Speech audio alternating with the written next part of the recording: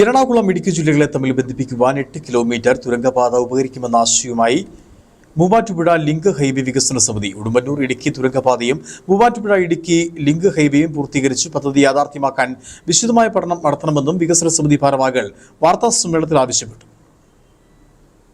പരിസ്ഥിതിക്കും വന്യജീവികൾക്കും ദോഷകരമല്ലാത്ത വിധം നിർമ്മിക്കാവുന്നതാണ് ഉടുമ്പന്നൂർ ഇടുക്കി തുരങ്കപാതയെന്നും ജില്ലയുടെ കാർഷിക വിനോദസഞ്ചാര മേഖലകളിൽ വലിയ പുരോഗതിക്കുള്ള സാധ്യത കണക്കിലെടുത്ത് വിശദമായ പഠനത്തിന് അവസരമൊരുക്കണമെന്നും ഹൈവേ വികസന സമിതി ഭാരവാഹികളായ റോയി കുറുന്താനം, നിഖിൽ കളപ്പുര, ജോണി മുണ്ടക്കൽ, അരുൺ ചിറപ്പുറം തുടങ്ങിയവർ ചെറുതോണിയിൽ ചേർന്ന വാർത്താ സമ്മേളനത്തിൽ ആവശ്യപ്പെട്ടു.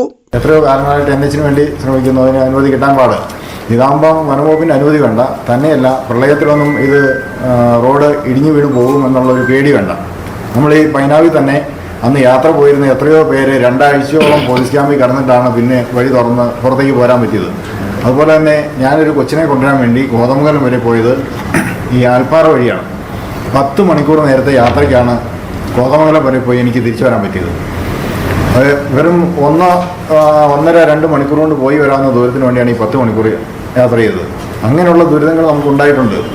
പലപ്പോഴും ഭക്ഷണ സാധനങ്ങളോ അല്ലെങ്കിൽ പെട്രോൾ പോലുള്ള സാധനങ്ങൾ പോലും മുരിക്കാശ്ശേരിയിലുണ്ടായിരുന്ന പെട്രോൾ പമ്പ് പോലീസിനും അതുപോലെ തന്നെ ആംബുലൻസിനും മാത്രമായിട്ട് നിജപ്പെടുത്തിയപ്പോൾ മറ്റു വാഹനങ്ങൾക്ക് ഇന്ധനം കിട്ടുന്നില്ലായിരുന്നു.